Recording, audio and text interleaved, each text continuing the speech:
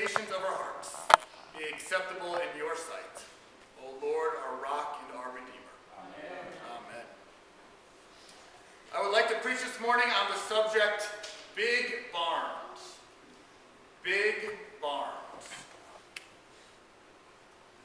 Families are funny things. Some families love each other. Some families love to be around each other. Some families love to get away from each other. Some families love to play tricks on each other. Some families love to compete with each other. Some families love talking religion and politics. Some families have the rule you're not allowed to talk about religion or politics. My parental grandfather, who I never met because he died a few years before I was born, used to let his children argue all night long at the kitchen table. If they are arguing, Opa used to say, then they are thinking. I also think his family also became stubbornly opinionated because of this tradition. Sure enough, many years later, I've been to family dinners where arguments break out, and the arguments were always around either religion, politics, or both. And at just the right moment, my Uncle Shem, who's in the construction business, would chime in with a story from work. One day, on the job, there was a young guy on his first day at the site, and he had this horrible, horrible attitude, telling everyone that he was better than everyone else. One of the longtime workers who was there nearly 3 times this other guy's age. He just got fed up with this young guy and said, "Why don't you put your money where your mouth is? I bet you a week's wage that I can wheel something in a wheelbarrow over to that barn over there, and you will not be able to wheel it back." The inexperienced youngin said, "Deal." The experienced worker got a wheelbarrow, brought it over, and then told the man, "Get in."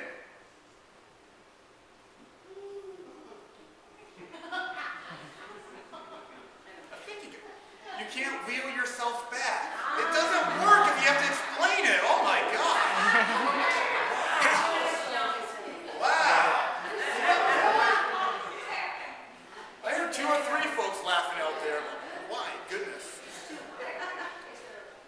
Pea soup, right? I was talking about pea soup out there. Families come in all shapes and sizes. I've got a big family. My dad is one of 16, yet I only have one older sister. My wife is an only child. Many of our single friends might say they have a family of 1. And sometimes I've seen a family of 1 have more arguments in it than a family of 16. Someone in the crowd said to Jesus, "Teacher, tell my brother to divide the family inheritance with me." Here's a classic family argument over money. This could be an opportunity for the family to celebrate a wonderful gift, but instead, it's a vicious debate that floods into other people's lives. Jesus responds, "Friend, who set me to be a judge or arbitrator over you?" Ever get pulled into a situation that had nothing to do with you? At first you think you can help, but then you are knee-deep in someone else's mess. Oftentimes what happens is the innocent bystander that got pulled in is then being accused of taking sides or having their own agenda. Has this ever happened to you? It probably happened to Jesus before because he knew to stay away from this when it came up. They should be celebrating a great gift, but instead they are fighting over it. That's a sign to stay out of it. So Jesus turns this family dispute into a moral issue. Instead of getting involved, he just goes in another direction to teach a lesson.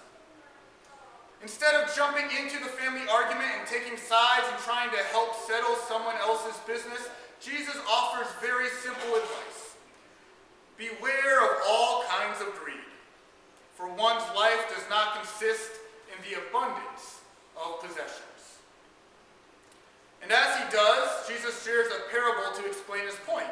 In the parable, the rich man uses the first person 11 times in 3 verses.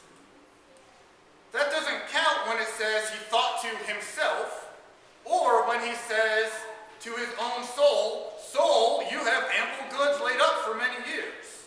You have heard me say many times before that sin is when you turn in upon yourself. You are curved in upon yourself. You are navel-gazing or staring at your belly button. You refer to yourself in the first person 11 times in 3 verses. You even look forward to talking to yourself. I will say to my soul, "Soul, you are looking mighty fine today." "Well, thank you, and top of the morning to you too, life." The poor rich man has got no one in his world to talk to except for himself. St. Augustine said the greatest sin is pride. And I'm not sure if greed produced this man's pride or the pride produced this man's greed. But I do know that Jesus teaches us to take care, be on your guard against all kinds of greed, for one's life does not consist in the abundance of possessions. Now watch this. Jesus finishes the parable with a question. Remember, he's talking to a man who is arguing with his brother over a family inheritance. And the question Jesus finishes the parable with is, "And the things you have prepared, whose will they be?" That's brilliant. Jesus gets this selfish person who had an inheritance left to him to think about what kind of people he will leave his inheritance to someday. Maybe, just maybe, instead of investing your time in arguing over the money, you need to teach your children how to work well with other family members. If you are arguing with your brother over the family inheritance, what do you think your kids are going to do when you leave them your inheritance? And don't forget to leave something for the church in that inheritance too. Then you can really see people fight over it. People of God, I might have been born at night, but I wasn't born last night, and I don't know about you. But I've never seen a U-Haul truck following a hearse. You cannot take it with you. One of the fastest growing businesses in America over the last decade is storage units. Have you noticed how common it is to see public storage centers popping up around Philadelphia? Philadelphia is the poorest big city in America, and yet we have enough stuff to support dozens of companies within 5 miles of this church. We don't have money, but we have a lot of stuff.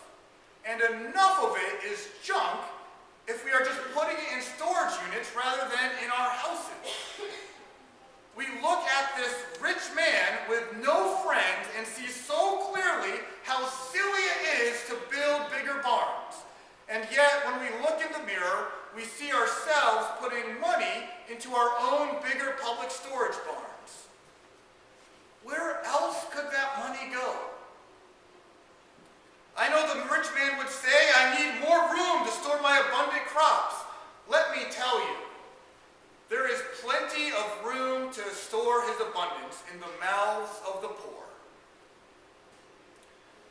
But he is turned in upon himself, has no friends, doesn't see the hungry poor around him. I mean, if anyone ever needed to buy a friend, here's a guy who can make lots of friends hanging out at St. Francis Inn on Frankfurt Avenue, or hanging out at Feast of Justice on Tyson, or Hope's Table on Fillmore, or Broad Street Ministries in North Philadelphia, or Aid for Friend drives right here at Prince of Peace. And if he's too busy counting his beans, he could just write a check rather than building bigger barns. But he's totally fixated on himself. This very night, your life is being demanded of you, and there isn't going to be a U-Haul truck following your hearse. Is your family ready to fight over their inheritance, or ready to celebrate the generosity you taught them while you were alive? treasures for themselves but are not rich toward God. This man is not the only one with big barns. Let me tell you about someone else with big barns. This man was born in a barn, actually. Though he has the biggest barns of all, it was his will that he would be born inside a Bethlehem barn because there was no room for his family in the inn. He taught that everyone who hears his words and puts them into practice is like a wise man who builds his barn on the rock. The rain came down, the streams rose, and the winds blew and beat against that barn, yet it did not fall, because it had its foundations on the rock. He taught that his Father's house has many rooms, bigger than any barn on earth, and more spacious than all the barns on earth put together. In my Father's house are many rooms, big barns with lots and lots of room. Come and go with me to my Father's house. It's a big, big house with lots and lots of room, a big, big table with lots and lots of food, a big, big yard where we can play football, a big, big house. It's my Father's house. And there's space for everyone in this house, so you'll never be lonely like this poor rich man. You see, this other man with big barns is king over the holy city, the New Jerusalem, that will come down out of heaven from God, prepared as a bride beautifully dressed for her husband. This beautifully big barn is as long as it is wide, as it is high. A 1,400 mile by 1,400 mile by 1,400 mile cube. The wall is about 200 feet thick and made of jasper, and this barn-room-filled city is made of pure gold, as pure as glass. The foundation is decorated with every kind of precious stone, jasper, sapphire, emerald, serinix, carnelian, chrysolite, beryl, topaz, and amethyst. And the 12 gates of the city are actually 12 pearls, each a single pearl. There is no temple in this barn-filled city with many rooms because the Lord God Almighty is the Lamb and that is the temple. The city does not need the sun or the moon to shine on it, for the glory of God gives it light into every barn corner. Since it is never night, the gates of the city are never closed. So there is always a welcome for you to enter. But God's beautiful big barn is not cold and empty. It's like resting under the shade of a mustard tree or being a chick under the wings of a mother hen. I don't look forward to talking to myself one day.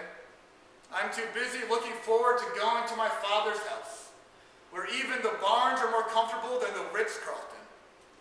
And when I'm there, I expect to see a lot of other people there too. So I might as well be generous with them here if I'm going to be with them forever in eternal life. Amen. Amen.